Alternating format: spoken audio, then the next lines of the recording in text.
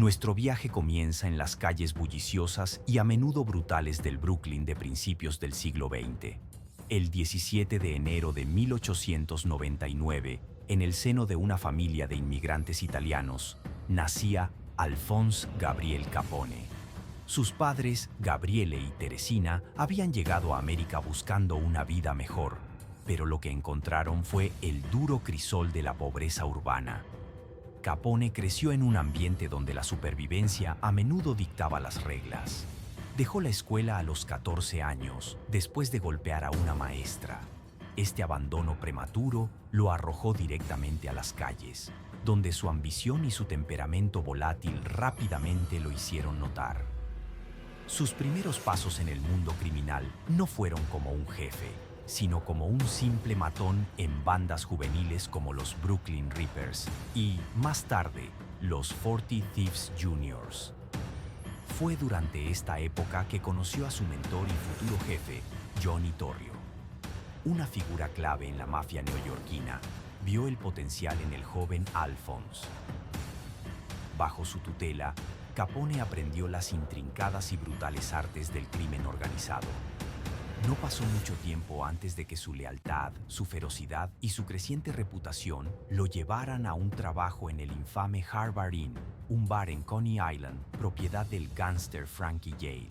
Fue en este antro donde recibiría la cicatriz que le daría su apodo más famoso. En una noche de 1917, Capone, con su habitual arrogancia, hizo un comentario lascivo a una mujer. Su hermano, Frank Galluccio, reaccionó sacando una navaja y cortando la mejilla izquierda de Capone en 3 ocasiones. Las cicatrices le valieron el apodo de Scarface o cara cortada, un sobrenombre que él odiaba profundamente y que siempre trató de disimular. A partir de entonces, se refería a ellas como heridas de guerra adquiridas al servir en el ejército, una mentira que desmentían sus propios registros. Capone había aprendido una lección brutal sobre el respeto y las consecuencias. En 1918 se casó con May Coughlin, una joven irlandesa con quien tendría a su único hijo, Albert Sonny Francis Capone. Su vida personal parecía intentar anclarse en la normalidad, pero la marea de la ambición criminal ya era demasiado fuerte. La oportunidad que cambiaría su vida llegó en 1919, cuando Johnny Torrio, que había estado construyendo un imperio en Chicago, lo llamó para unirse a él. La mudanza a Chicago en 1919 fue el verdadero catalizador de la leyenda de Al Capone. Johnny Torrio había ascendido para tomar el control de la organización criminal del padrino de Chicago, Big Jim Colosimo. La ciudad era un barril de pólvora listo para explotar con la inminente llegada de la ley seca en 1920. Torrio necesitaba un hombre de acción, un ejecutor leal y despiadado. Capone era ese hombre.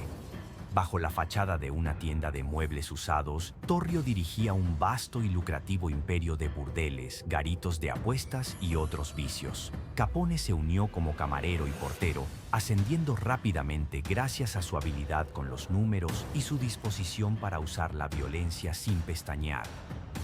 El inicio de la ley seca transformó el panorama criminal. Prohibir la venta y el transporte de alcohol no detuvo el consumo, sino que simplemente puso miles de millones de dólares en manos de quienes estaban dispuestos a desafiar la ley. Torrio y Capone vieron la oportunidad de una vida. La producción, el contrabando y la venta de alcohol se convirtieron en la principal fuente de ingresos del AMPA de Chicago. Para expandir su negocio, Torrio y Capone tuvieron que lidiar con Colosimo. Big Jim era un hombre a la antigua, feliz con sus burdeles y reacio a entrar de lleno en el negocio del alcohol. Torrio, con la ayuda de Frankie Yale, orquestó el asesinato de Colosimo en mayo de 1920. Torrio se convirtió en el jefe indiscutible y Capone en su mano derecha. El imperio creció, pero también lo hizo la competencia. Chicago era un mosaico de territorios disputados por bandas rivales, destacando la brutal banda del North Side, liderada primero por Dion O'Banion y luego por Jaime Wise y Bugs Moran. La guerra de bandas se convirtió en la característica definitoria de la década de 1920 en Chicago. En 1925, un intento de asesinato contra Torrio lo dejó gravemente herido y profundamente desilusionado.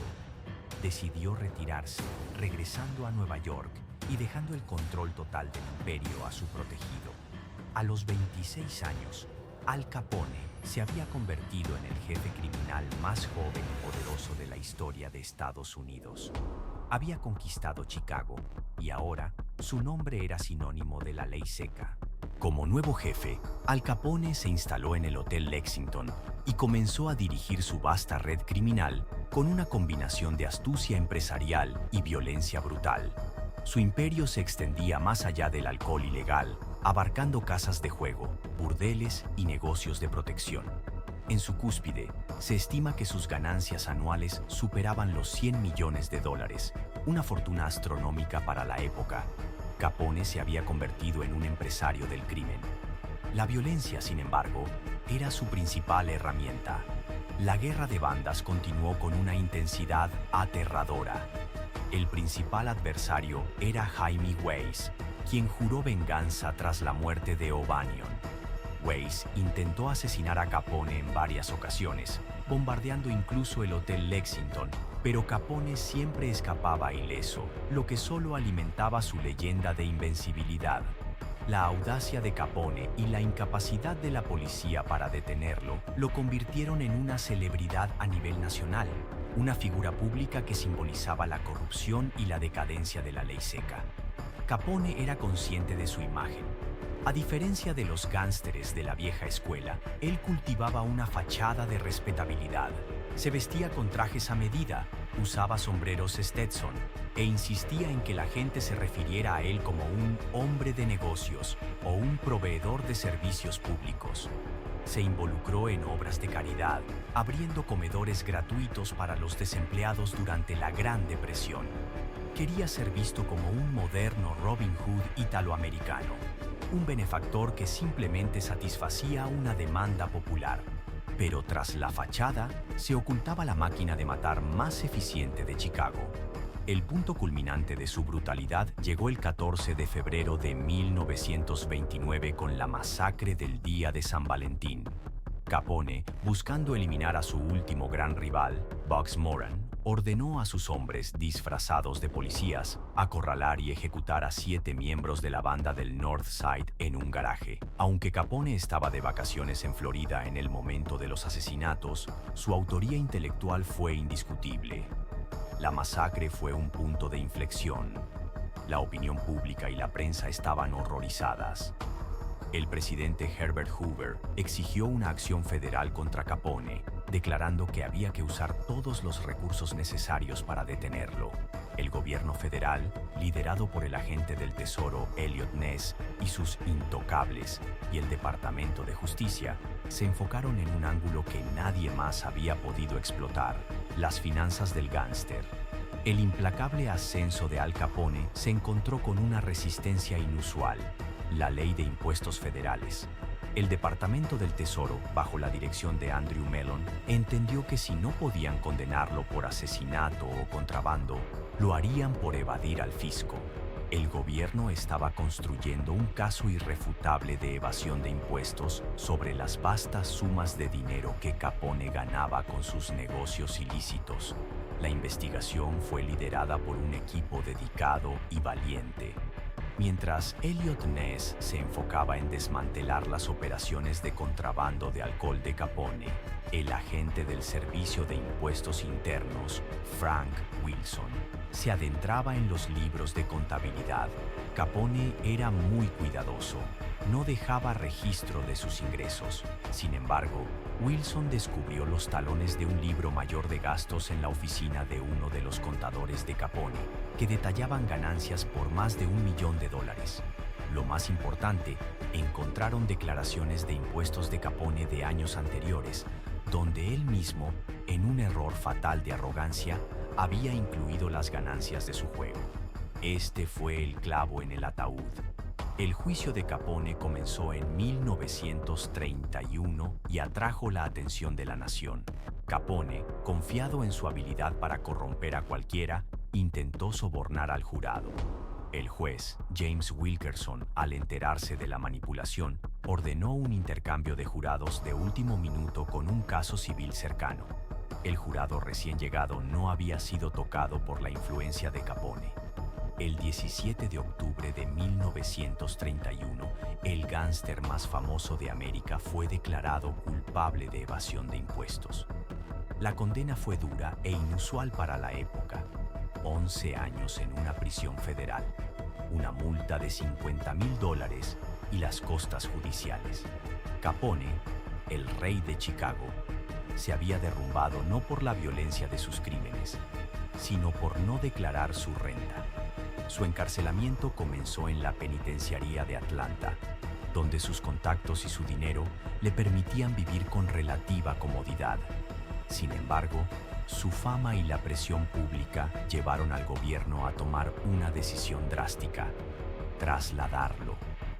En 1934, Al Capone fue enviado a la recién inaugurada prisión de máxima seguridad, la isla de Alcatraz. Alcatraz fue el final del camino para la leyenda de Al Capone. La infame prisión, diseñada para romper el espíritu de los hombres más duros, no le dio a Capone ningún trato especial. Aquí no había sobornos, ni trajes de seda, ni cenas extravagantes. Fue reducido al número 85, un preso más.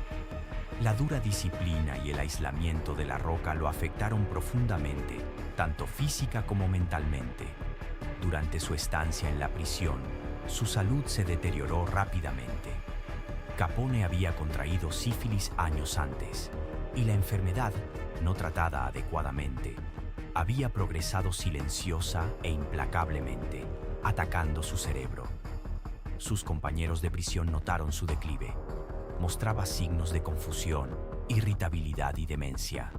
El hombre que una vez había gobernado Chicago con un puño de hierro se estaba desvaneciendo. Su tiempo en Alcatraz estuvo marcado por el miedo y la paranoia. Fue atacado por otro recluso en el patio de la prisión, lo que aumentó su ya creciente sensación de vulnerabilidad. La enfermedad lo hacía cada vez más inestable, y su mente, la que había orquestado un imperio criminal multimillonario, se estaba apagando. En enero de 1939, Capone fue puesto en libertad condicional después de cumplir 7 años y 6 meses de su sentencia. Era un hombre muy diferente al que había entrado en prisión. Dejó Alcatraz y pasó un breve tiempo en una institución psiquiátrica antes de ser trasladado a su mansión en Palm Island, Florida, donde pasaría el resto de sus días bajo el cuidado de su esposa, Mae. Los médicos estimaron que, debido a la neurosífilis, Capone tenía la capacidad mental de un niño de 12 años.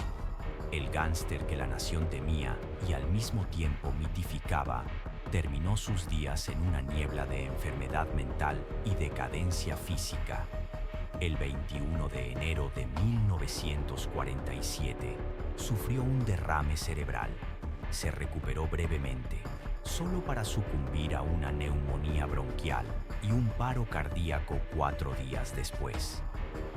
Alphonse Gabriel Capone murió a la edad de 48 años.